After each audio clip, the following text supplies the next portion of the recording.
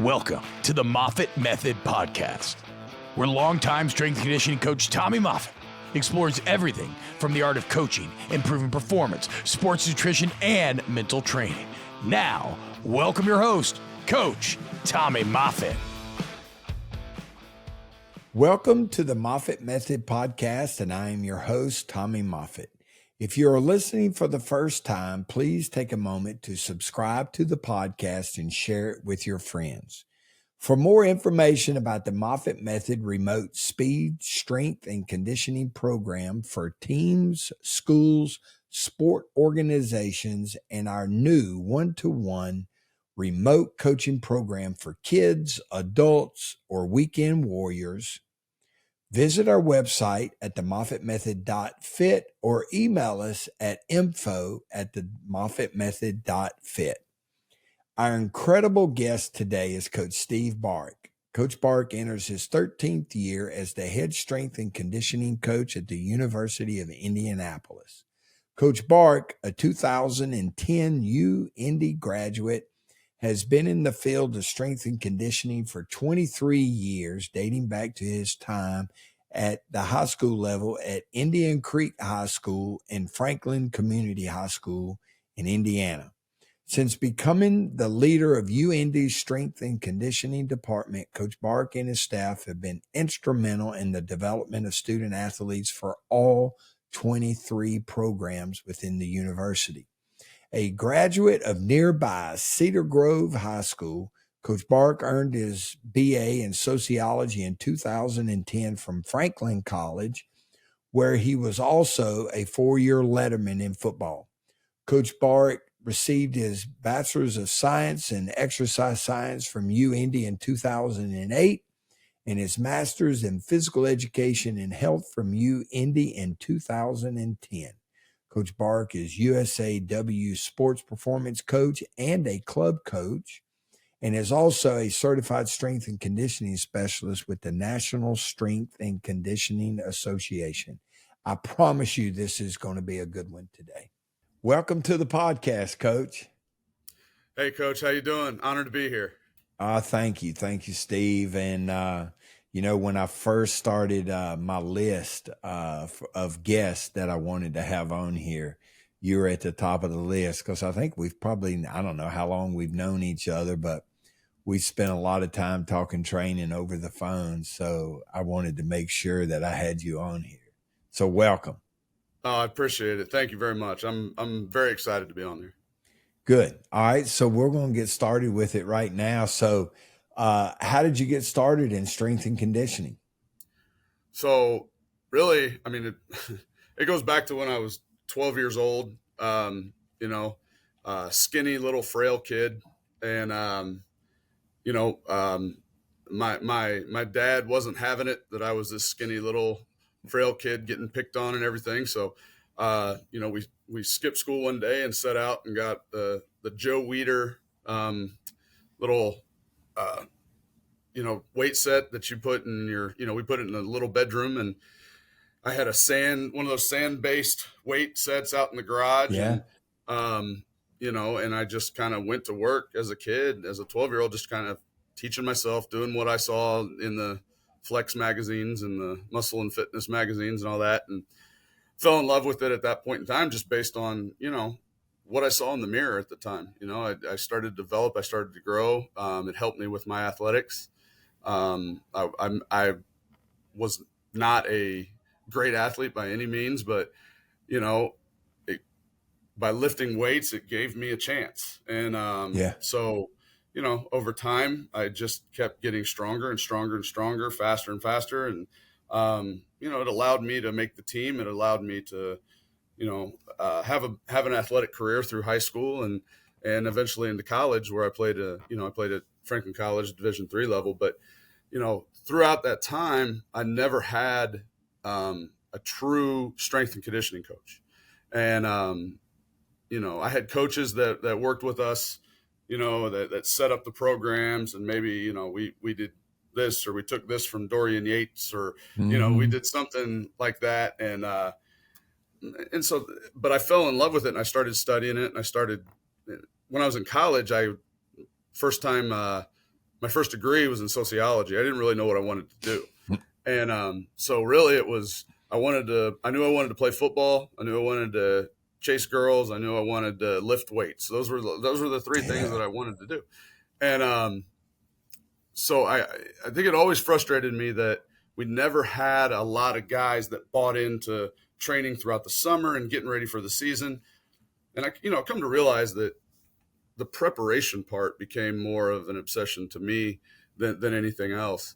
And so fast forward, I used my sociology degree to do social work. And, I'm married at the time, and, I'm young, and I'm looking at my wife and I'm like, I am miserable doing social work. And it was very evident. It was, I would leave work on Friday absolutely miserable, and I would just dread Mondays. And so I was not pleasant to be around whatsoever, but I took out all my frustration and everything by lifting. I was into powerlifting at the time. I was competing. I was studying, reading, filing cabinets full of West Side articles and those kind of things. And,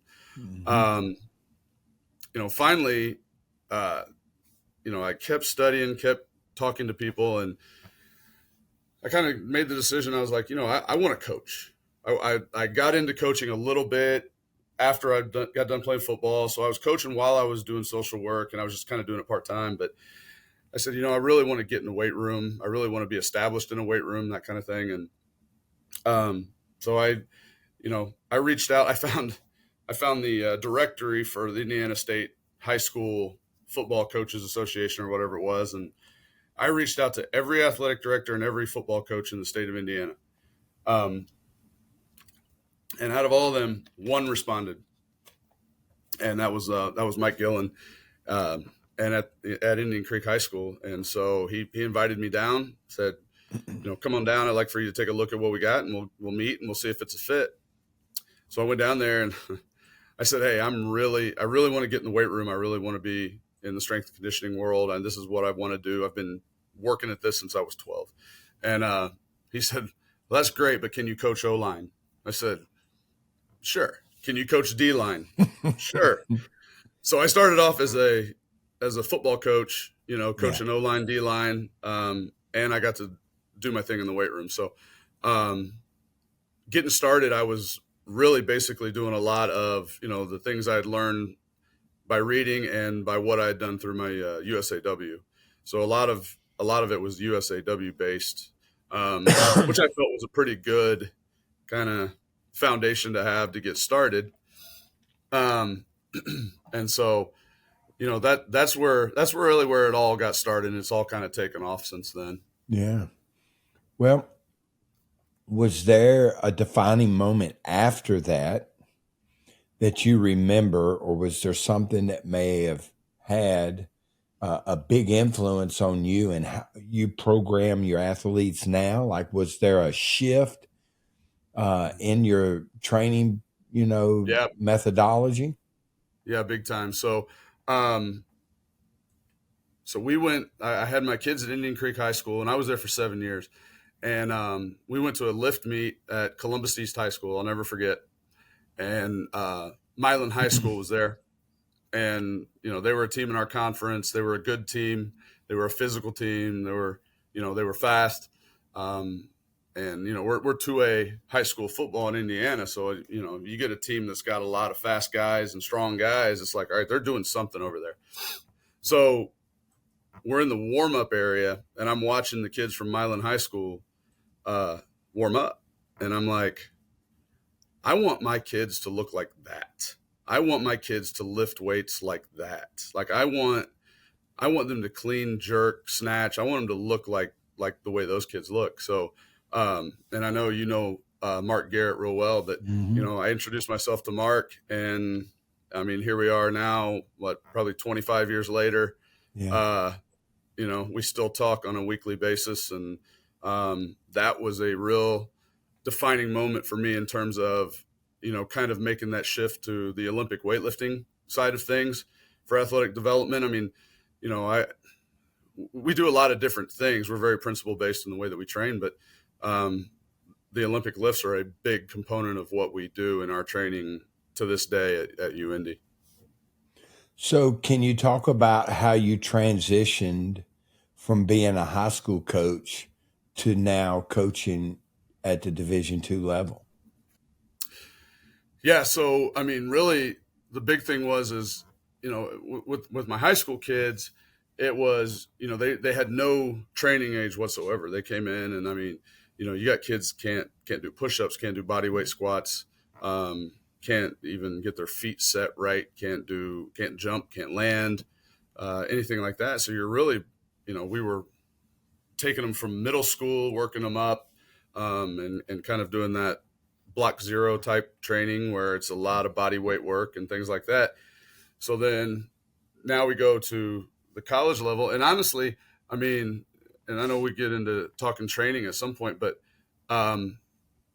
there's still that developmental component to the Division II level. I mean, I know it's everywhere, but even a little, more so maybe at this level. But, now I notice, okay, they've got training under their belt, but, what kind of training do they have? So, we'll have some kids that, have a pretty good background in strength and conditioning, especially around this area, that they had in high school. But then we've got some kids that have, maybe come from a smaller school or something, or maybe not had the program that some of these kids had. So you're having to break a lot of bad habits. Yeah. And so really it's kind of the check the ego at the door kind of mentality here where, I want to see how well you move. I want to see each pattern, and let's break everything back down. Let's kind of work backwards, take a few steps back so that we can continue to progress throughout their entire time here. And I think sometimes that's hard for the kids to understand, but the transition also is, working with administration, working with so many different coaches, working with, the athletic trainers.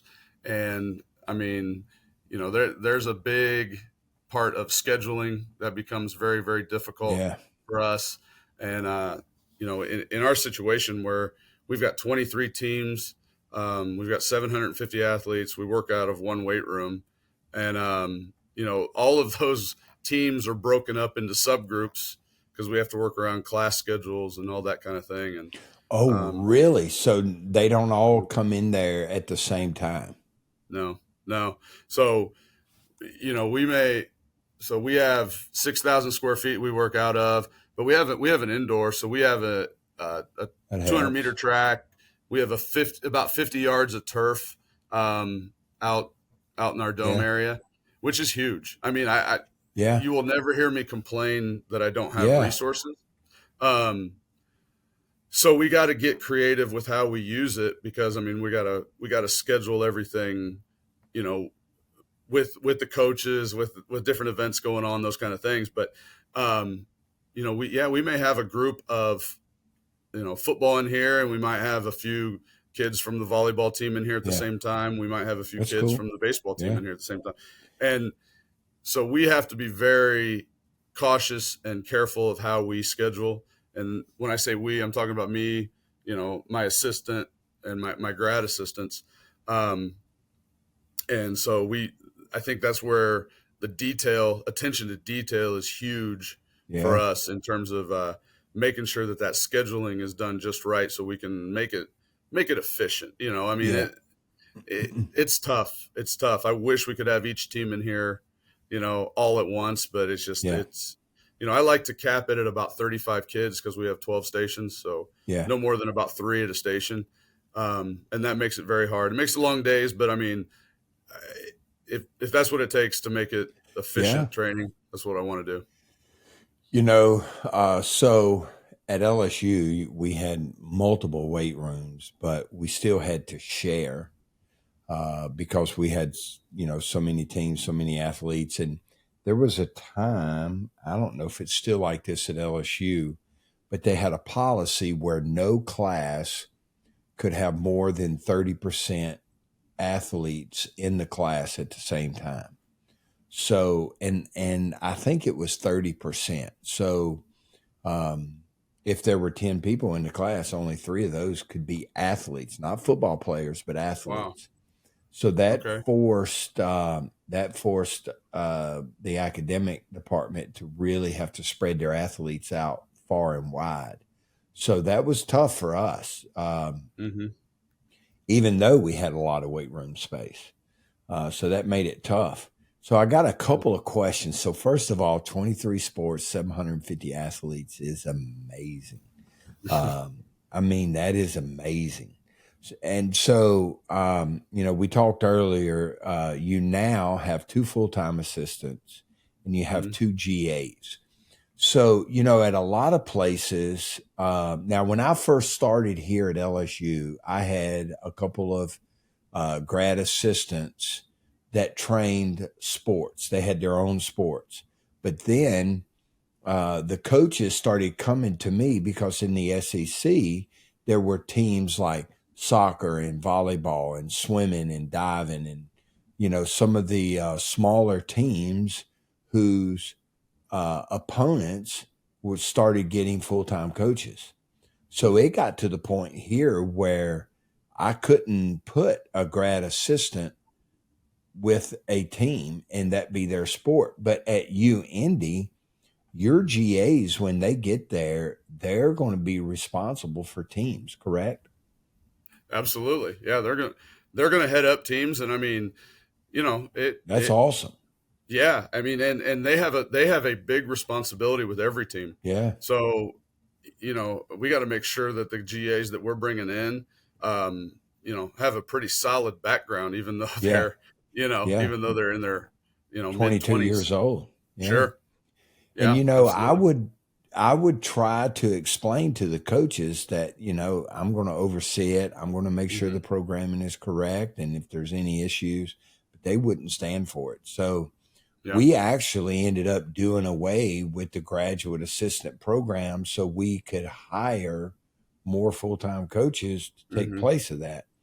And then that's when we started going after interns. Yeah. So how many interns do y'all have? Do you still have interns? Yeah, we have interns. So we have an internship program, but in the fall, it's hard to find interns because not many kids around here are doing internships in the fall. Yeah. But in the spring, we can get a lot. So that makes it nice because, I mean, that's your football off season. Oh, yeah. Yeah. So it's nice to have some more bodies on the floor. And I mean, I'll give my interns an opportunity to coach to an extent. But, because I mean, when, like I say, we have football on the floor, I like to have about a coach for every 3 stations if possible. And just the way we run our program, we kind of have to have as many eyes on the players as we possibly can. Especially when you're doing the Olympic lifts. Sure. Yeah, absolutely. And so, I use my resources around the state to find really good coaches and really good GAs. And, we talked about like Mark Garrett up at Crown Point. Yeah. And, I'm always telling Mark, I said, hey, you got anybody to send me? Yeah. Send me somebody to be a GA because I need a good set of eyes out here while we're doing snatches and cleans and jerks. And so Crown Point High School is the cradle of coaches. Man, I tell you what, I mean, for a while there, I was trying to get as many coaches to come from Crown Point to here, and then I would do my best to try to send them to you. Yeah. So we've had, all right. And so this is really how I think our relationship started was because of now were these guys, so there was 4, there was Cody Stout, Chris Massaro, Jordan Jarasevich, and Connor Andrus were the guys that I got from Indy. 2 of those, Jordan Jarasevich and Connor, were former Crown Point High football players and lifters. Were those 4 guys GAs for you, or were some of those guys interns? So Cody was an intern because I think by the time he left here, I didn't have GAs yet. Yeah. Chris was one of the first graduate assistants I ever had. And then the other two, they were GAs as well. Okay. So yeah. So Cody is infamous, man. So Cody, and I want to tell this story. Cody is now an assistant strength coach at South Alabama. He works with Matt Shadid there, and hopefully I'll be able. Now Cody wants a fee to be on my podcast, so Cody. I'm going to have to pay. Cody is so famous. I'm going to have to pay Cody to get him on here. There's no doubt. But Cody drove from Crown Point to Baton Rouge. And then from here, and I'm probably going to mess this up, but from here, I think he then drove up to Ole Miss and then down to like FSU. And he circled around. I don't know how many schools he visited. And then he drove back up to Crown Point and to UIndy. And he slept in his car the whole time. Yep. And I think he did that over spring break, right? That's exactly it. He did it over spring break. And, it's funny. He told me he was going to do that. And I was kind of like, all right, man, whatever. But he did it. He went and he pulled up at, in Tuscaloosa and he went to Alabama too. Oh, he went to Alabama. And what I did is I said, Cody, here's the deal. I love it. Great idea. I want to report on each school that you went to. I want at least a full page report on each school you went to, and just tell me what you've learned. Because so correct me, where all did he go? Do you remember where he went? Yeah, he went to Alabama. He went to Ole Miss. He went to Florida State. I want to say there was one more school, and I can't remember which one it was. LSU and one more. But I remember him talking about Paul Jackson, Scott Cochran, Vic, and I can't remember if there was another school or not. So I hired him on that. I told my guy, and while he was here, he did Sally up, Sally down with these cuckoo assistants and interns that I had. So I don't know if he told you he did Sally up, Sally down with my staff. I think he sent me video of it. Yeah. So I told my guys, I said, guys, we're hiring him.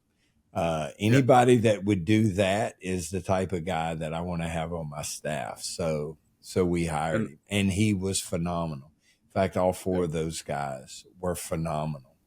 But that right there is kind of a UIndy type guy. It's just the way that we roll around here. It's, it's kind of a blue collar worker mentality. We're going to, by whatever means we got to get things done, we're going to get it done. And so that's why I love getting guys like Cody and Connor and Jordan and Chris. They were hardcore guys that have helped me keep my career here for 13 years. Without those guys, I don't survive. So I have a bunch of questions that I want to ask you. Okay. So, and especially because you have a limited staff and you have 23 sports. And, in the world that we live in today with social media and all of the gurus that there are in our industry, if you look at the training, there's more training modalities and means than there are athletes in sports sometimes. Yep. So when you train sports like baseball and softball that are, except for the throwing motion, they're very similar. I think to some degree, football and lacrosse could be bunched together. Then you have men's and women's everything. You have men's and women's soccer, men's and women's basketball, men's and women's golf, men's and women's tennis. So when you train all of these sports, do you train those sports, those similar sports differently, or are they doing something very similar with maybe a few subtle changes here and there? So we're all doing something very similar. And, it's funny, when I first got into this, I hit up Ethan Reeve, and I was talking to him about, and I have no idea how that ever came about, but I was talking to him about, hey, how do you work with all these different sports? I mean, I understand the, energy system training and all that kind of, we're going to run differently, that kind of thing. But when we're in the weight room, how do you do this? Like, do you do things specifically for softball versus golf versus, and he said, you know what, he said, what I do is, they're all basically going to train the same. And at the end, I give them a little something, that's going to make them feel special in terms of their sport and that kind of thing. So I kind of took that to heart a little bit. And I said, all right, we would write everything down on a whiteboard, and all of our developmental movements are, what are the basic movements that we want to have for, a bilateral and unilateral knee dominant movement, bilateral and unilateral hip dominant movement, vertical press, vertical pull, horizontal press, horizontal pull, pulling, and build strength through that. And technique's always going to come first. But then we can build complexity from there. And that's where we get into our Olympic lifts. But, it's before we can do a clean, you have to be able to front squat. You have to be able to do an RDL. You have to be able to, land and jump and be able to absorb force and those kind of things, and so kind of the way that we train our athletes, regardless of the sport, is and we get this from Chris Carlisle back when he was with the Seahawks. It's do it right, do it fast, and then do it heavy. So that's the way that we conduct it. And that's what first thing I tell my coaches when I bring them in here is, we are going to coach this way and our athletes are going to train this way. Everything's going to be technique first. And once we feel like we're proficient with our technique, I didn't say perfect, proficient, right. Then we can start moving it with some speed.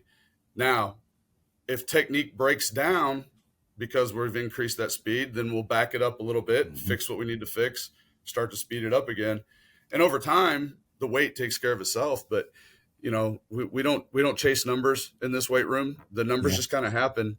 Yeah. And I mean, if you look at it, and I tell recruits this all the time, you look at our football team, we have, 20, I think last time I saw was 23 guys that, clean over 300 pounds. And it's not a sloppy, unathletic movement. I mean, it's a power clean, some full clean, but it's a pretty fast, explosive, aggressive, violent power clean. And I mean, that's what we want. We want what we're doing to be able to carry over to the field, to the court, to the pool. So kind of going all around, the answer is everybody in our weight room is an athlete, male, female, football to golf, and I think they appreciate the fact that we treat them that way. And, there's going to be a little bit of everybody's going to squat. Everybody's going to do some kind of explosive movement. Everybody's going to do some pressing and pulling, everybody's going to do that. And then, once we kind of get into the progressions of all these developmental movements, then we kind of see where we're at and we start to kind of break it down on an individual basis. And that's where our work really starts to come in. Because, we're trying our best to do as much individual attention as we can to 750 athletes. Every time you say 750 athletes, I laugh because, it's almost 1,000 athletes, Yep. It's a You're lot. closer to 1,000, than it's like this, and you have 1,000 people and you have 12 racks, 6,000 square feet, and you make it happen. All right. So a lot of people are afraid and they'll say, I don't have enough time to teach my athletes to clean and I don't want it to sound like I'm bashing anyone because I'm not, but a lot of people will say that the clean, the snatch, and the jerk requires so much effort to coach and teach that they don't do it. They would rather spend their time doing something else. Yeah. But the exercises the developmental exercises like you were talking about, front squat, back squat, barbell press, clean grip deadlift, overhead squat, snatch grip press behind the neck, muscle snatch, all of those developmental exercises are developing the qualities that you need to be athletic in a very complex manner. And you take it from a very simple movement and you progress, whether you're progressing weekly, monthly, or yearly, you're working toward a very dynamic, very explosive, very athletic movement versus walking in the weight room and saying, okay, today everybody's going to do snatch, and you throw 60 kilos on the bar and you start snatching. But realistically, that's not how it happens. No. And, you know, take like a jerk, for example. We'll start, everybody's going to learn the W rack position. Everybody's going to learn how to rack the bar. Stance grip position is the first three things we do with every single lift that we do. And, you know, all right, once we've got the press movement down, now we can move on. Well, some are going to move on quick and some aren't. And we hold those kids back. And, you know, we're going to build strength along the way. And, you know, we're continuing to build strength throughout this entire time that we're teaching the lifts. So, and I tell our coaches, and I tell my coaches on my staff, you've got to be patient. You know, we've got to be patient with these lifts because, you know, we're thinking in the long term. And this is another thing I like about the Division II level is, yeah, we have transfers. Yeah, we have all that, but I don't think we have it quite like, you know, at the higher levels. Yeah. So, you know, we actually have the ability to kind of, you know, progress these kids over a 4 to 5 year period. Yeah. And, you know, a slower, more developmental process. Right. So if we're trying to clean heavy right off the bat or jerk heavy right off the bat with these kids, I mean, we're going to hit some plateaus and it's going to become a real issue to get through at times. And so, you know, we're going to start it off and take it slow and get, get strong while we're going through all of our teaching progressions with our Olympic lifts. Right. And along the way, you know, now all of a sudden our mobility is getting better. Our explosiveness is getting better. You know, we're teaching them how to land. We're teaching them how to jump. And that keeps progressing over time as well. And that turns into our plyometric program. And, you know, and it's just kind of the way that we set it up so that for the long haul. Yeah. So and this is a rhetorical question, but you find yourself keeping things very fundamental and sticking with what you know versus jumping on every bandwagon that passes by. Correct? Absolutely. 100%. And I'm sure you see things and you experiment with it, but your core values is going to be free weight barbells, you know. Yeah, we use a lot of kettlebells. We use a lot of you know, traditional. I mean, we'll do some work with med balls and things like that. And but you know, it's always evolving a little bit, you know, like we're doing, you know, you get to train and you get to looking at your program and you're like, man, everything we're doing is in the sagittal plane. And all right, now we need to start experimenting, doing a few things more in the frontal plane. And, you know, how are we doing and how is this going to help us with injuries and things like that? So those are always things that we're playing around. We do a lot of contralateral work now, single leg stuff where we do a split squat that's front foot elevated with a kettlebell in the other hand. And, you know, we're building core stability and knee stability and strength all at the same time. And, you know, but those things evolve from those developmental movements, you know, where we start with just a punch out split squat, you know, and, so that's what that all kind of builds into. But then when they start doing split jerks, they've got that speed and that stability to be able to hold that position. And, you know, we do a lot of eccentric work.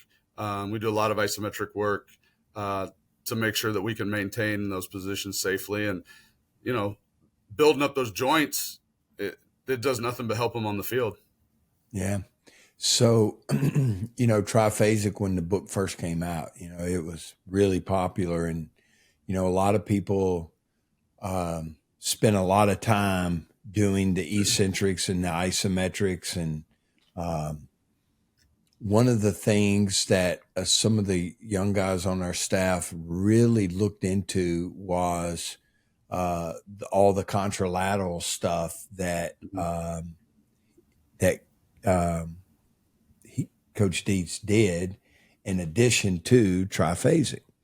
So when Leonard Fournette, and so this wasn't that long ago, but Leonard sprained his ankle. He had a high ankle sprain I think it was the last week of training camp. And so he was out for most, early part of the season. And so, the ankle was really bothering him, and he'd come back and he'd re-injure it.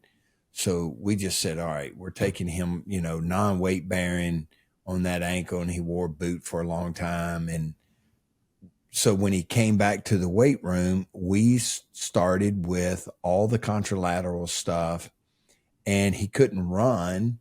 So we did Tabatas with him on the watt bike, and that's all he did. Mm-hmm. Contralateral, we used dumbbells, we used resistance bands, we used kettlebells. And I mean, he would spin Leonard. You can only imagine how hard, tough, and, focused that guy was. I mean, he was a beast in the weight room, but he bought into it. And the first game back was against Ole Miss, and I think he had like 23 rushes for 200 and something yards. It actually broke the school record his first game back. And that sold me on contralateral work. I mean, and then it became a mainstay in our program from that point on, with the auxiliary stuff that we did with our guys. That's good stuff, man. Kyle did a great job with, he's such a smart guy. And, it's amazing. The names that you mentioned, and you talked about, I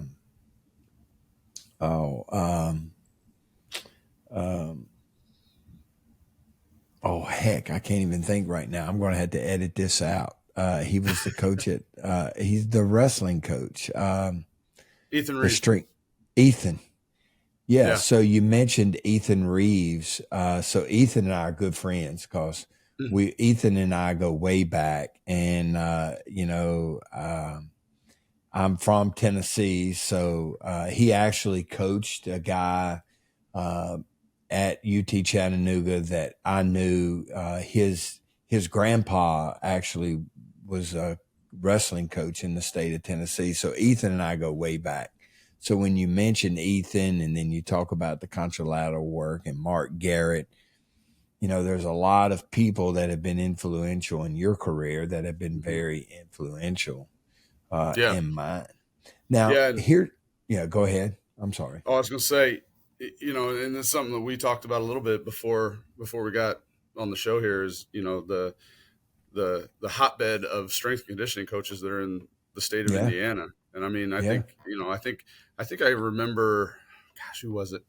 Even like Zach Evanesh might have mentioned, like Indiana. Oh, heck yeah. He mentioned, and I mean, we've got like, you got Garrett at Crown Point, you got Marty Mills at Center Grove. Jeremy Hartman is one of the best strength coaches in the area, and he works, out of his garage with athletes, but he trains world champions out of a garage in Bargersville, Indiana. I mean, nobody knows where Bargersville, Indiana. Yeah, but I don't. And Dave Ballou. Now, Dave Ballou, is he a native of Indiana? Yeah, Avon High School. I met him. I've known him for 20 plus years. He's one of the guys I went and visited when I was first getting into the field of strength and conditioning. I set out and visited as many people as I possibly could. And I mean, I think that right around that time is when I started reaching out to you.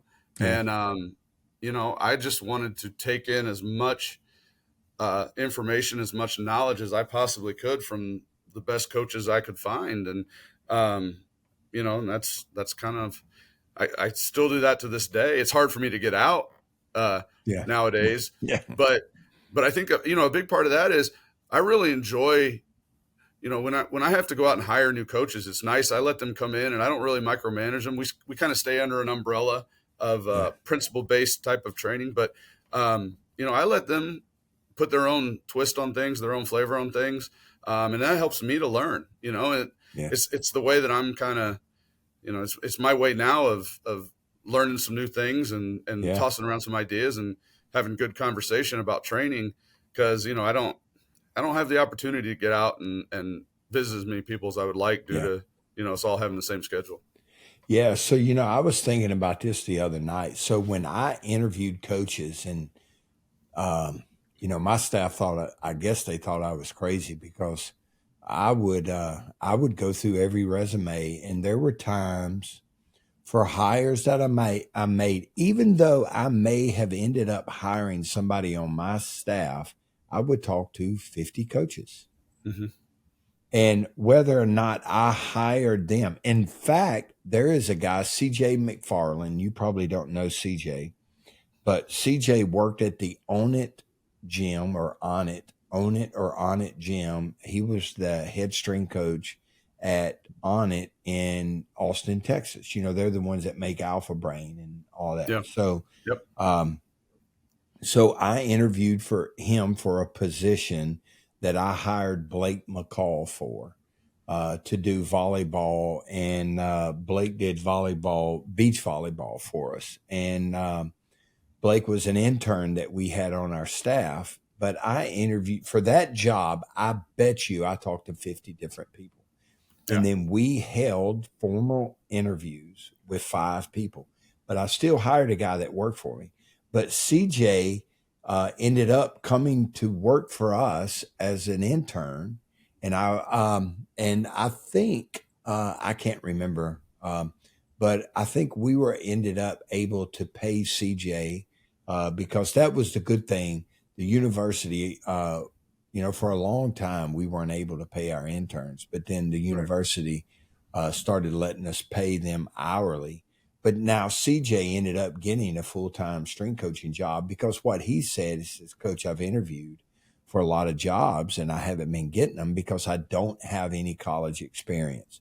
So if you'll let me, I would be willing to come to Baton Rouge and intern for you in hopes that it would springboard into a full-time collegiate job. And I said, absolutely, because I was very impressed.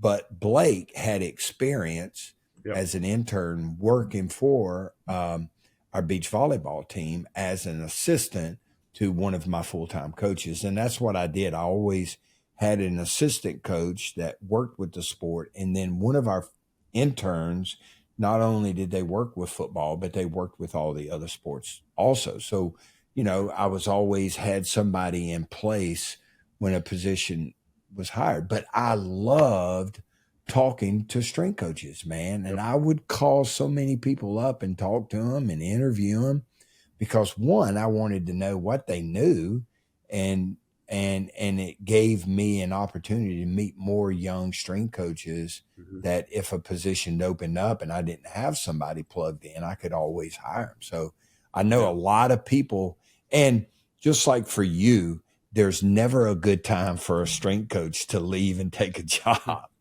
You know, there's the 2 worst times is right before summer training and right before fall training. You know, the winters weren't so bad because football wasn't in season, so we could always fill in.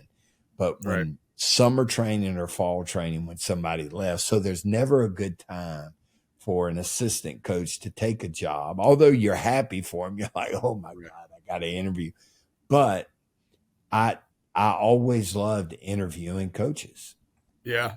And you know, we're in a situation right now, because there's so many high school jobs in the state of Indiana that are hiring. I mean, you know, we talked about that, you know, there's 2, sometimes high schools are hiring 2 coaches to be strength coaches at the schools. So, you know, I field a lot of phone calls from a lot of ADs and principals and coaches and all that want our guys. So we lost 3 coaches in the matter of a month.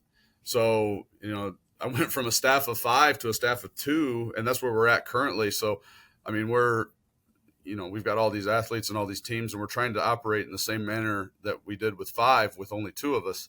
And one's a GA that just started with us. So he did come from Aaron Wellman at IU, wow. And he had been there for 2 years, and thank God for that, because he's young, but he's really good. And the coaches I lost were really good too. I mean, that's why they went and took, these high school jobs that, pay very well in the state of Indiana. And so I'm happy for those guys. They did a great job. They helped build our program up. And, but now we're kind of bringing in, we're going to bring in a couple new guys, and, we're going to hit a little bit of a reset, and it's going to help rejuvenate, I think, a little bit for not only for the program, but for me, and it might change a few things that we do. And I'm excited about that. So, and like you said, I've just enjoyed talking to the coaches and, getting a feel for what they know. And, they're throwing around some things that I hadn't heard of. So I'm looking stuff up and doing research and, late nights and things like that. So, but it's fun. All right. So let me ask you this. Do any of your sport coaches help in training their teams, or do y'all do it all? No, we pretty much do it all. Even in times like this. Yeah. Yeah. Even in times like this. Yeah. Now, occasionally, a sport coach might, run a warm up or, something along those lines, but it's a very rare occurrence. We don't even have a lot of coaches that come into the weight room and when their team is training. We do have some, but I mean, we've put, they put our trust into us, and I make sure that, that they understand that, hey, we are looking out for the kids 100%. We know what the goal is. Yeah. We want to make sure that we're making them better athletes. And, I don't want to say we run kind of a conservative type of training, but I mean, we get heavy. We do things, heavy and fast. But, we make sure that we're smart about how we go about our progressions and our periodization and everything. And, and our coaches know that, and they've put trust in us to do that. And so, I think that's really helped us. And then our work with the athletic training staff, doing a lot of the things that, or just collaborating with them in terms of doing some prehab type work, weak link stuff. That's gone a long way in helping us with some of the injuries and things like that. So, we're sitting in a good spot. But, and also, you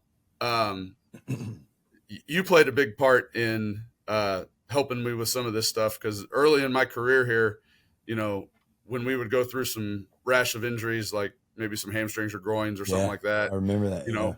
I reached out to you and I was like, hey, I'm getting reamed over here. Like, give me some advice. And, you told me a story about how you had a rough day one time at LSU, and you had an athletic trainer kind of give you some advice on, football. And there's going to be some days where when you go to battle, there's going to be there's going to be some bad days. And I've always kept that in mind. And, we're always working to try to get better with that kind of stuff. And I think we have over time, but, I always keep that in the back of my mind, what you told me back, I think in like 2011.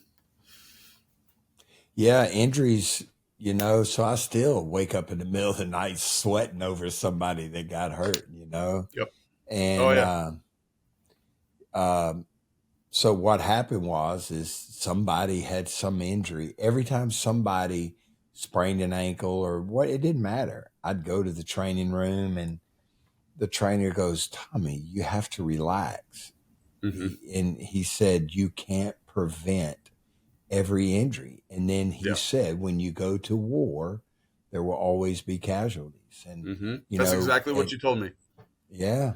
And, so it's still, every injury that happened kept me awake at night. And it still does, honestly. I'll think about certain guys that got hurt and, what I could have done to prevent them. In fact, that's, it's little things like that I've spent, the last year and a half, 2 years now, working on and thinking about, different things. How could I have done this a little differently, or how could I have done that a little differently? But yeah, those were the things that used to drive me crazy. So you made a point, you said something that made me laugh about how the coaches don't come in the weight room. Me personally, as a strength coach, I didn't want them coming in there. Yeah. Because they would come in and start dapping the guys up, and they'd pull them off to the side and talk to them or say something that pissed them off. And then, that would be like me going out on the football field or the basketball court, dapping a guy up while you're coaching them. Yeah. So it used to drive me crazy when the coaches would come in the weight room and they think they're doing something good. But I'm like, come on, man, we're right in the middle of this. So I kind of laughed while you were talking.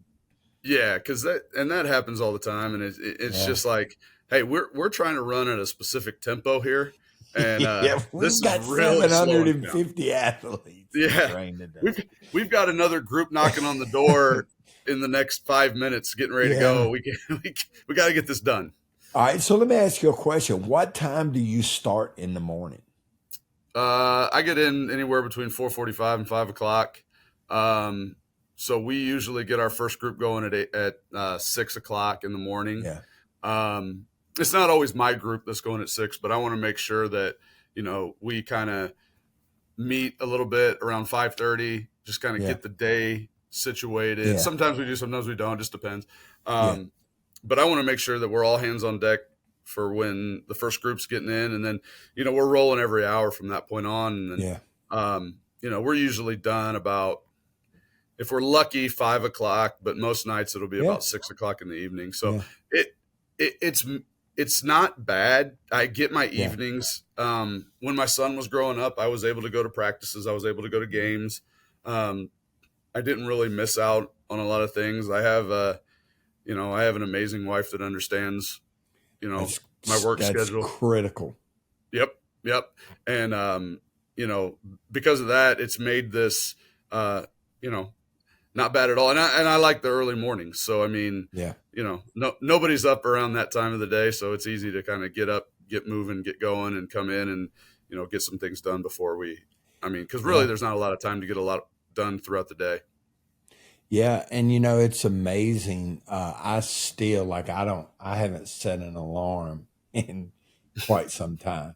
In fact, the only time I was going through, me and Aaron were looking at the phone earlier today. I was going through and looking at some of the alarms that I have set. I have one for 3 a.m., and, but now the only time I ever set an alarm now is if I'm smoking a Boston butt, if I'm going hunting, or if I'm going fishing. That's the only time I set my alarm. But I wake up, my eyes pop open every morning around 5 or 5:30 still to this day. And I could sleep as late as I want. And it's amazing the things, like in our neighborhood, we have a lot of fox in our neighborhood. And so that was the cool thing. Even when I leave, if I'm going hunting or if I'm out smoking a Boston butt, when I wake up in the morning, when I'm driving through the neighborhood and stuff, I'm always looking for the fox in the neighborhood, because there's a bunch of them. And I don't know why, but they're all Vic, even because Vic lived a couple of houses down from me when he was working here this last time. And one morning he goes, "Coach, have you seen the fox in the neighborhood?" And I was like, "Yeah, man, it's so they're everywhere." So, and you wouldn't see that unless you got up early in the morning. Yeah. All right. Yeah. So, you hear a lot. So here you are, you're coaching 23 teams. There's 2 of you. You're getting to work sometimes at 4:45, 5 o'clock in the morning. You're getting off at 5 o'clock in the afternoon. So you're working 12, 13-hour days. And then you say, it's not that bad. I've missed out. I haven't missed out on a lot of stuff. And so me personally, I wouldn't have done it any other way, man. If I spent 10 hours at work, I thought, wow, that was short. Right. 10 hours was an average day. 12 was a hard day. 14, 15, 16, those were the really tough days. But I wouldn't have done it any other way. It never bothered me, those long hours, man, because I felt so blessed to. Now, I did well. I had some great jobs and I made a lot of money, but that wasn't it. It didn't matter. And I used to tell my wife, she would say, golly, you worked a lot today. And I was like, honey, if I sold automobiles or if I was an insurance guy, I would still be working these kind of hours, and it doesn't matter if you're a strength coach or what you do. If you're going to be successful, you're going to spend a lot of time at work. My dad was an engineer for Wilson Sporting Goods. He went to work every morning. He left our house at 5:00 and he didn't come home until 5:00.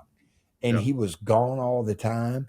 He only saw me play college football maybe 5 times because he worked all the time. So I guess that's how I grew up. But would you do anything other? And I'm serious. Is there anything that you would do other than being a strength coach? I've thought about it and I just can't really think of what it would be. I think there's a lot of things that I could do. But I don't know. Man, I haven't. That's a tough one because I think it's a work ethic thing. If I was going to go and be a teacher or whatever it is, I'm still going to put in these hours. You're going to end up coaching a sport. Yeah, it's just programmed kind of into me. People say, well, you can go and coach here and do this at this level and make more money and work less hours. And I'm like, I don't want to work less hours, really. If I don't have a lot of hobbies outside of the strength and conditioning world, that's kind of what it's become for me. And I've had these conversations with my wife. I'm like, what would I do if I weren't, doing this? And, we toss around different ideas and it's funny. And, it's just like, I had no other skill set. Yeah. I don't know. That's the thing. I don't know. I'd kind of be a lost soul, I think, for a while. Yeah. Growing up, I did chain link fencing. I did some roofing and working on farms. I worked a ton of different manual labor jobs and I worked a lot of, I worked in fast food. I did, I worked security. I did all that kind of thing, but it's just, that was great at the time, and right now I just can't, I can't see myself doing that, but I'd have to do something. Yeah. I'd have to do something. You'd probably be really strong. My workouts would be a lot more efficient. Yeah. Yeah. So let me ask you, because I want to talk to you a little bit about football. But what about, because we're talking about all these different teams and stuff and organize it. How critical is it to you to communicate with all these sport coaches, athletic trainers? How do you keep it organized? Is there software that you use? Do you have Google Documents? Like, what do you do to communicate with all these coaches and keep everybody on the same page? Yeah. So it starts with my staff, and we use like a Google sheet to make sure that we've got everything organized in terms of what we're doing in here. And then from there, it's, we do use like Google Calendar and we use Google Meet to do any kind of like, I want to say Zoom call, a Google Meet call or whatever it is. But, I lay out for all of my coaches, here's the teams you're working with, here are the coaches, here's their contact information. You need to make sure that you are meeting with these coaches in some form or fashion, constantly. We get the injury reports, for all of our teams. The athletic trainers send us the injury or include us on the injury reports at all times.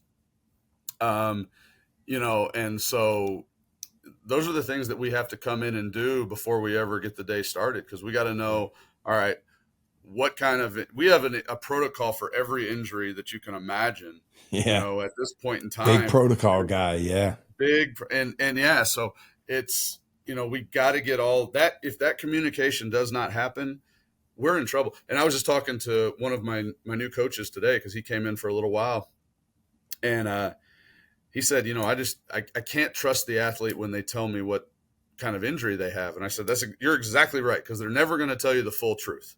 I want to make sure that we've got documentation from the doctors. I want to make sure that we've got the follow-up from the PT. I want to make sure that we've got the notes from the athletic trainer. And then finally it gets to us. It's like, all right, here's what we can and can't do with this particular athlete. Mm-hmm. And so that communication is vital, because if we're doing something in here that they're not supposed to be doing based on some kind of injury, I mean, that's how you lose a job. But and then the sport coaches, we have such a great relationship with all the coaches around here that, I mean, we go and we visit them in the offices. We call, we contact through, through email and everything. But I mean, a lot of it's just dropping in and hanging out and shooting the bull for a little bit. And, along the way, we're talking about things that need to be done in terms of scheduling, in terms of, what time there's a change in practice and things like that. And I mean, I keep my coaches stay on the horn on the phone. I mean, at all times, waiting to see what changes might be happening for the next day and those kind of things. So any which way we can communicate, we're going to communicate. But, so that's kind of how we roll with it. How many different sports do you coach? So I have 5. Actually, 4, but I'll take golf. But I have football, I have men's basketball, I have volleyball, and I have softball. Yeah. Oh wow, awesome sports. Yeah. And then go ahead. So with certain sports, like the big sports, it's an all hands on deck type of way we attack it, and so I will assist my assistants with some of their teams as well. It's not as much as it used to be, but there's certain things that I need for my assistant coaches to help me with my teams, and we'll kind of return the favor. But and a lot of that is going to be help with injury workouts and different things like that. That's the team approach. And, I talk to people all the time where there's 2 coaches for football, and these are FCS schools, 2 coaches for football. And then all the other teams have all the other teams. There's like 5 or 6 coaches, but none of those coaches help them with football. And I never understood that, because I always believed in the team approach, and it didn't matter what team that was training in our weight room. I wanted to make sure that they were covered. And I just never understood how you could divide your staff in half and say, this group of coaches is only going to work with these teams, and this group of coaches will only work with these teams. I never liked it like that, and I didn't mind. And I know some people like football only facilities, but I guess it's my time and your time from coaching in high school. Everybody worked out together and we were a team.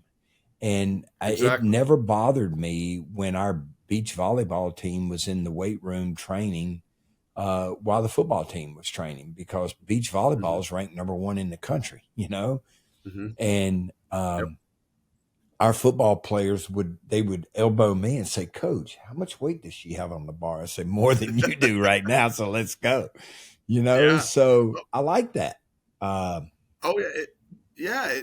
So a long time ago, several years ago, we actually had the women's basketball team and the wrestling team in here at the same time. And not full, but I mean, decent sized groups Parts or whatever. Yeah. But what happened was all of the basketball players would go to wrestling meets, and all the wrestlers would go to basketball games.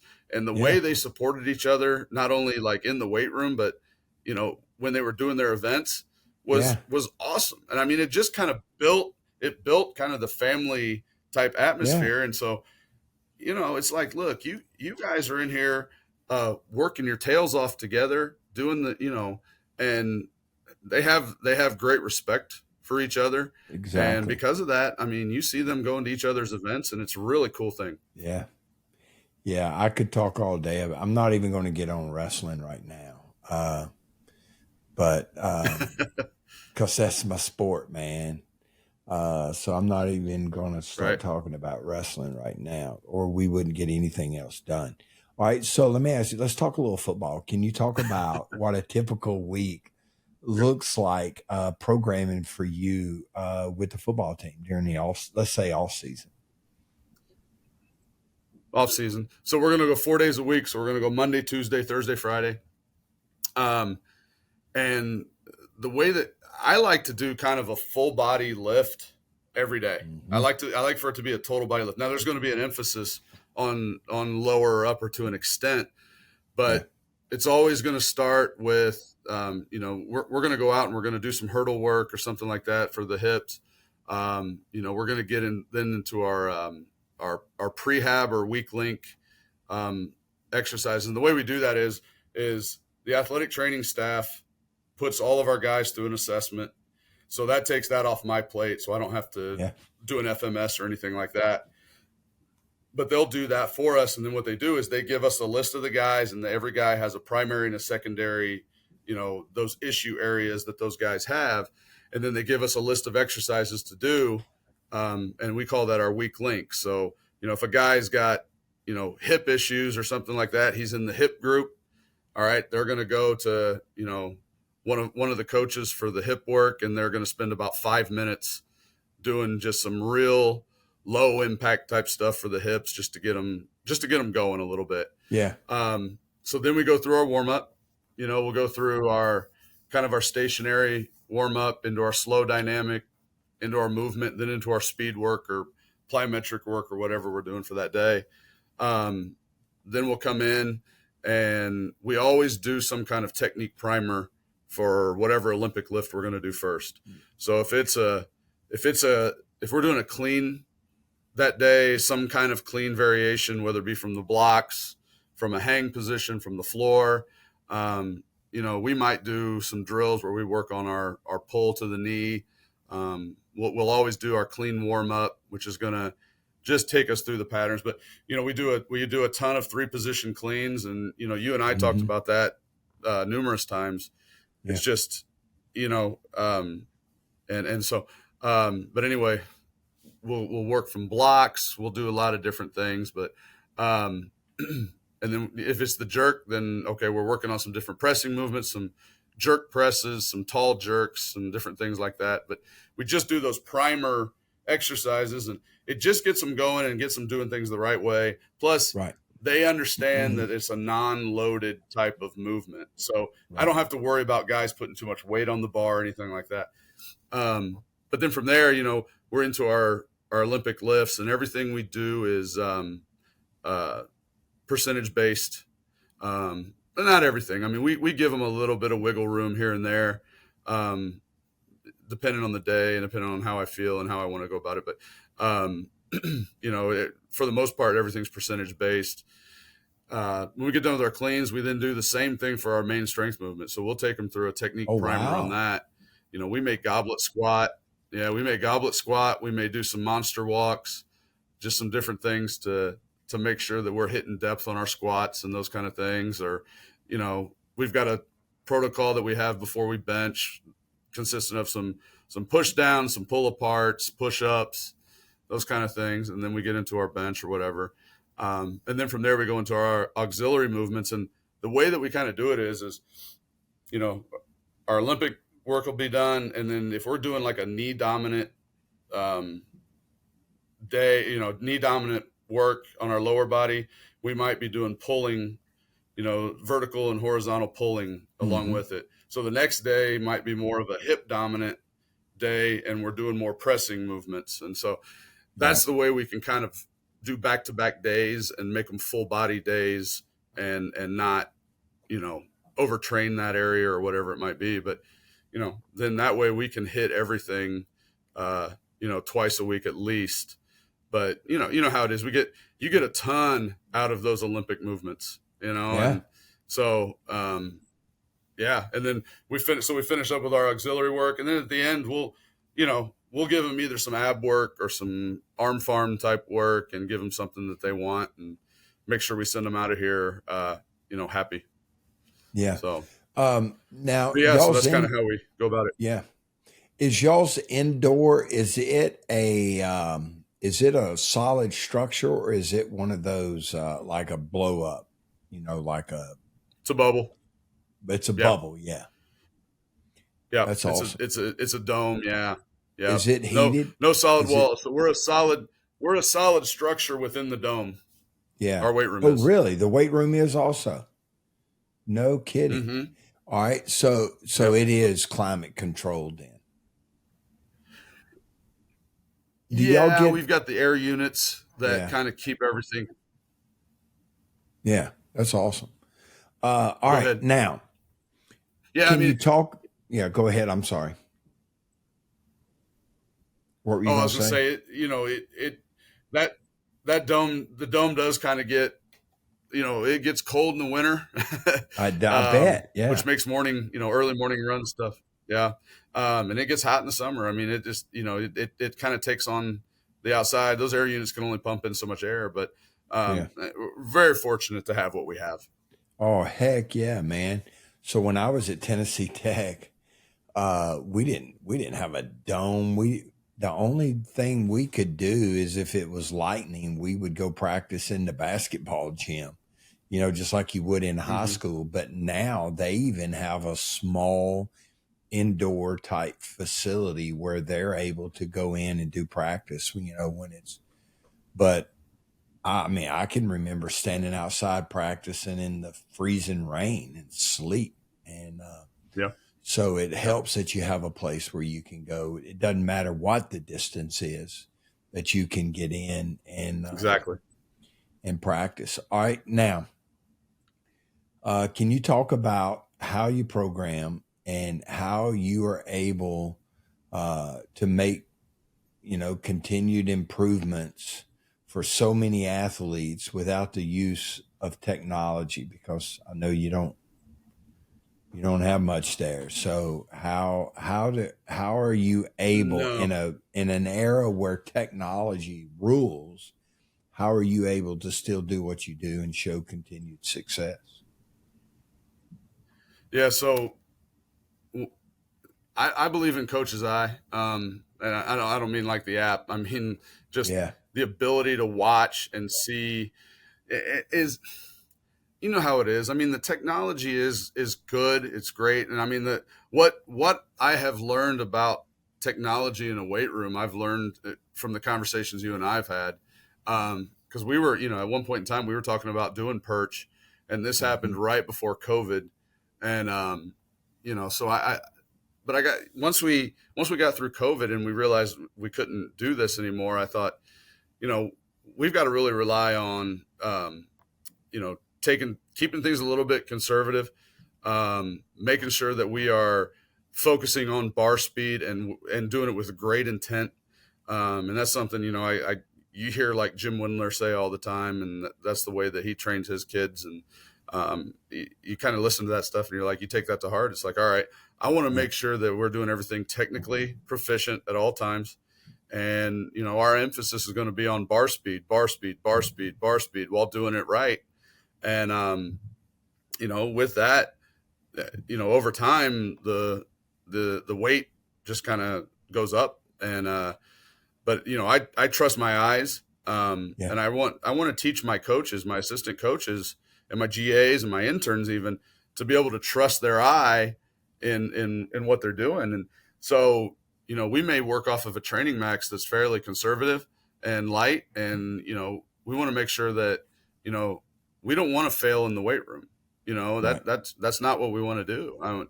And so like we may be doing cluster sets or something like that of, you know, singles, and we might be doing it at 85 or 90%. And if that bar is moving fast and that, you know, and we're completing every rep, you know, in a proficient manner, then we can bump that training max up a little bit. But by doing it that way, we're consistently able to make progress and really not hit much of a plateau at any point in time throughout their career here. But, you know, I just 20 plus years of doing this, I feel like if I can't trust my eyes at this point, then, you know, I don't know. But and I want my coaches to kind of be empowered to be able to do that. That way, when they do go somewhere where they have technology, right? You know, if the Wi-Fi's down that day, they can still train. You know. Yeah. So, do y'all have a sports dietitian on the staff that handle the nutritional needs of the players? We do.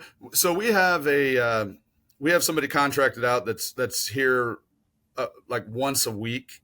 And she really she does a great job of taking on cases that really need attention. Yeah. And so, but, you know, for the real basic things, you know, we kind of take that on. So we actually just started a nutrition station here in the weight room. And thankfully we've got the funding to be able to order some different things, but, you know, we'll do muscle milk. We've always done chocolate milk for our athletes, things like that.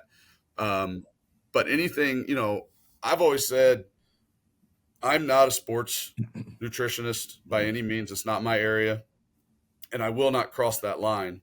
Yeah. So what I'll do is, you know, I may have them fill out a food log so I can get an idea of how they eat, so I can give them some advice that way.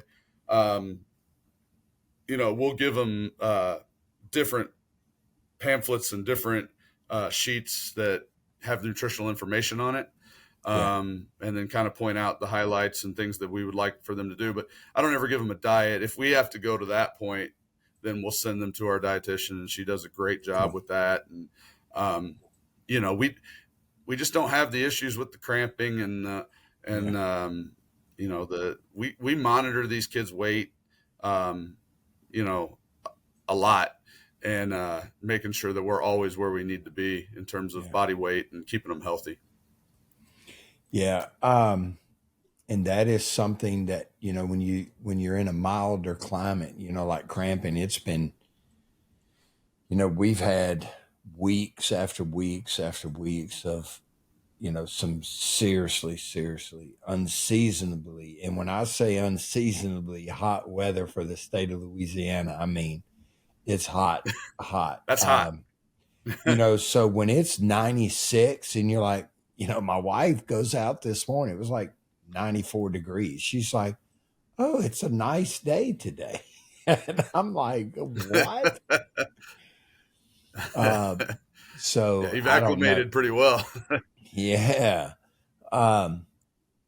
Yeah, it's amazing. So now I got a couple more questions. So one, do the majority of your athletes come from the state of Indiana or the Midwest, or do y'all recruit, you know, athletes from down south? How does that go? Depends on the sport. So like when it comes to football, it's going to be a very much Midwest. It's going to be a lot of Indiana, a lot of Chicago area, Ohio, Kentucky, Tennessee. If you're talking about a lot of our Olympic sports, our swimming team, our women's lacrosse team, our soccer teams, they're very international. So we have a lot of international kids at the University of Indianapolis. And I mean, that says a lot about the academic programs that we have here. And we have a lot of success. I mean, our swim team, our men's swim team won the national championship last year, and our women finished second. 2 years ago, our women's lacrosse team our women's lacrosse team won the national championship 2 years ago.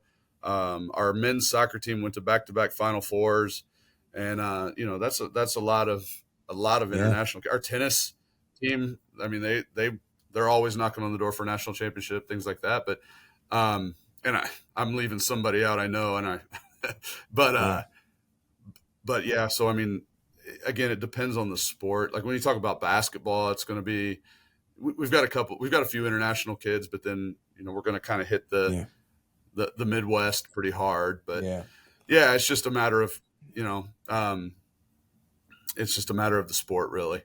Yeah, and football team is off to a good start too. Yeah. We're 1-0, beat a really good team by 3 scores, and so we're off and rolling. We had a bye week this week, so it's kind of weird to have a week 2 bye, but so we're ready to keep this thing rolling starting Saturday and keep winning. The football coach I looked this up. He's got an 8.87 or 8.47 winning percentage. So y'all have got a great head coach there, man. Yeah, excellent. I mean, and he didn't play ball there though, did he? Did he play at UND? No, he played at Purdue. Oh, he did. He played at Purdue. Oh, yeah. So he's an Indiana guy then, huh? Yeah, he's an Indiana guy. He's from the Indianapolis area, and Chris Keevers is his name, and he played at Purdue back in the 80s, and he's actually been here at the University of Indianapolis for 30 years. Started off as a position coach and worked up to coordinator, and then took over as the head coach, and does an awesome job of recruiting, does an awesome job of working with the staff, takes care of us. I mean, that started when I first got here. Bob Bartolomeo was our head coach, and I can't say enough about what he's done for my career. Both of those guys have really shaped, who I am as a coach, and I just can't say enough about those guys and what they've done to help me. That's awesome. Yeah. And when you have a winning percentage like he's got, you got to be a good person. I mean, you've got to be a hard worker. You got to be organized. And those are the type of people you want to work for. It's hard to have a great strength program unless you have great coaches that help you, because the weight room is an extension of the practice field, and it works vice versa. If guys are disciplined and it doesn't matter if it's women's tennis or football, if they have an organized, hardcore coaching staff, then they're going to be better in the weight room than some coach that's laissez-faire and cancels practice because it's cloudy outside, Right. Right. So yeah. You can't have one without the other. Yeah.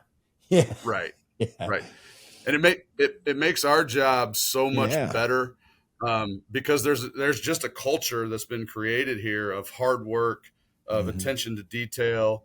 The kids, when they come in the weight room, they know how we work, and it's just, again, there's a reason why if you look down the list of the coaches at the University of Indianapolis, you'll see they've all been here for quite a while. Yeah, that's awesome.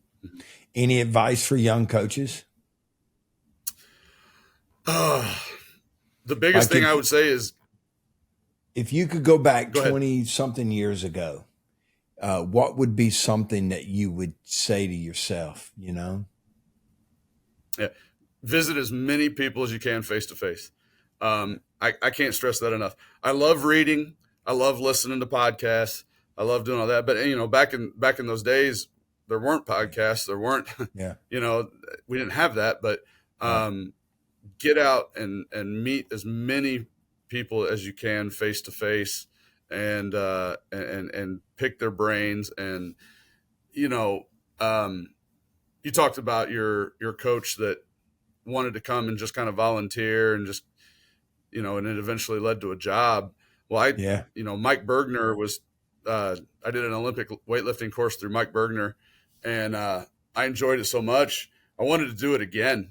And so I contacted him. I said, hey, I don't have the money to do this again. Can I just come be a fly on the wall and just I just want to watch. I don't want to, I just want to watch. And he said, well, why don't you come help? So that's how I got involved and was able to help Coach Bergner, do some Olympic weightlifting courses. And at that time he was getting into the whole working with people that were starting CrossFit. And so we kind of got into that weightlifting portion for people that were wanting to do that. Yeah, great dude, man. Great dude. First time I met him, I was in St. Joseph, Missouri, and I took 3 of my lifters from John Curtis, and me and Coach Hatch took my 3 lifters and 4 or 5 of his lifters, and we went to St. Joseph for the junior nationals, weightlifting meet. Yeah. And I was sitting in the lobby of the hotel, bored stiff, and Mike came in and sat down in the lobby, and he and I struck up a conversation, and we became instant friends. And that was in the late 80s, early 90s, maybe 1990, 91. And just an awesome individual, man. Awesome. Yeah. So helped me tremendously. And so, I think if you, like, I spoke at a clinic one time and I had my list of everybody that I wanted to thank or was thankful for or whatever. And, if you look down that list, and you're on that list as well, everybody has high school experience, and I'm talking to a lot of people and I'm a collegiate strength coach, and I'm like, I'm looking at all my influences and they're all high school people. And it's the developmental side of strength and conditioning, which I think is so important. And so, I just hope that young coaches see that and will reach out to local high school coaches. It doesn't have to be, the big names that you see on Instagram and all that kind of thing. There's a lot of very successful coaches that just don't have their name out there. Right. There's some really good coaches in high school, really good coaches, and I've said this once before on our podcast, David Cutcliffe, and I don't remember what podcast it was, but it was recent. David Cutcliffe was the offensive coordinator when I was at the University of Tennessee. And he told me that his success in coaching is directly related to the time that he spent as a high school coach. And he told me, he goes, there is nothing wrong with coaching in high school, because in high school, you don't always, get to decide who your quarterback is going to be, and you have to develop them. Mm-hmm. And he said, the reason that I am the coach that I am today is because I spent time in high school coaching. And, I've had over my career, I can't tell you the number of coaches that said they would not coach an Olympic sport in college that they wouldn't do it. If they couldn't be a collegiate football strength coach, they're not going to be a strength coach, and they wouldn't hesitate to take a job for coaching football, but they would not coach an Olympic sport or be a high school coach. And I've had people tell me that they would not coach a women's sport in college in the weight room. And I'm like, are you kidding me? And I'm not going to say, I can't say every, but I bet you 80% of the coaches that came through our program at LSU coached a women's sport. And most of them, the women, go ahead. I know what you're going to say. I love coaching. Our women's teams are so tough. Those girls are detail oriented, tough. They're people pleasers. I mean, and they're gonna soak up every bit of teaching that you're giving them. And I mean, I can't say enough about, like, you look at our softball program, the way they operate is unbelievable in this weight room. And I love it. I mean, we've had other teams, men's teams, come in here and observe the way that they go about their business, and I mean, man, it's people like that help make me look good, And so I'm like, I'm forever grateful for, the female athletes that I coach. All right. I'm going to tell a story and then we'll cut it off after that. You'll like this one. So growing up, I mean, wrestling was my sport. All right. And my goal was to wrestle in college. It wasn't to play football. And the only reason I got to play football is because a lot of when I was graduating, my junior year is when Title IX came out, and wrestling they eliminated initially a lot of wrestling programs throughout the country, and the school where I was planning on going to wrestling, it fell victim, and I'm not knocking Title IX. I mean, it was all done for good reason, but that's why I didn't wrestle in college. But that is neither here nor there. But the only time I'd ever seen someone spit in their shirt like this was in wrestling, because you couldn't spit on the mat and you can't run off, find someplace in the gym to spit. So I'd seen guys, I'd wrestled forever, and I'd see guys, spit down their singlet or spit in their sweatshirt and then go about wrestling. So I was in the weight room. I was working with a collegiate sport, and I'm not going to say who it was, but they were a hardcore women's sports team. And we're training, and the best athlete, the hardest worker on the team goes and spit down her shirt. And I was like, oh, I like this. I can dig this right here. Let's go. And yes. I thought, and that's a serious collegiate athlete. Like, she wasn't going to take time to stop what she was doing to go spit in a trash can on the other side of the weight room. So she just spit right down her t-shirt. Yep. And I was like, okay, I see what we got. Yep. Awesome. You got to love the toughness, man. I'm telling you. Yeah. Yeah. All right. Well, unfortunately, awesome. Our time is up, man. I've had you on here forever, but minus a few technical difficulties in this episode. But I appreciate you coming on here, man. This was great. I've always enjoyed our conversations. I've always been super impressed with your willingness to just call people up and ask for advice or talk training. So you said 2011. So we've known each other for 12 years now, I guess, Yep. So, and you were always honest. Here's the cool thing.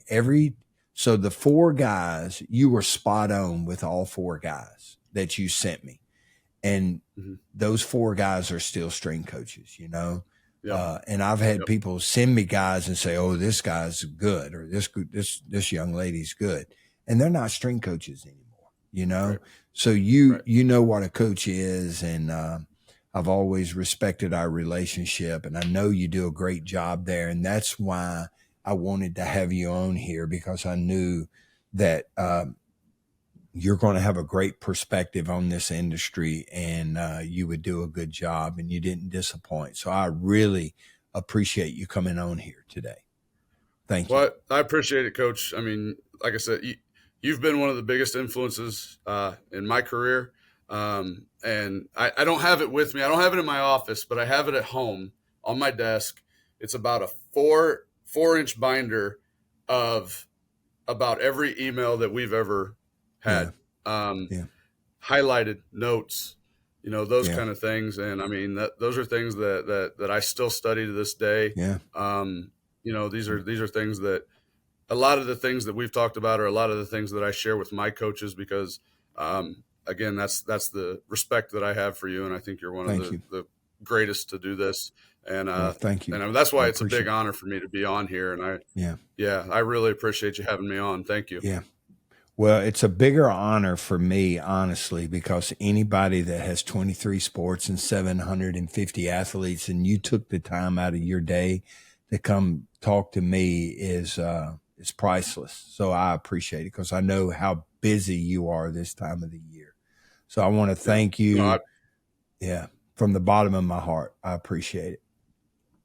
Thank you very much. Right. I appreciate you. All right. Thank you. So you can follow and contact Coach on Instagram at Coach Barrick. That again is at Coach Barrick, all lowercase. This brings us to the end of today's podcast. Thank you very much for tuning in. Please, if you haven't already done so, follow the podcast and please share it with your friends. We need your shares for this thing to continue to grow. If you have any questions about the Moffitt Method, our training solutions for all sport teams, organizations, and our new Moffitt Method one-to-one programming for individuals who dare, go to our website, themoffittmethod.fit, or email us at themoffittmethod.fit. Again, that is info@themoffittmethod.fit. Have a great day, and we will see you again next week. Bye-bye.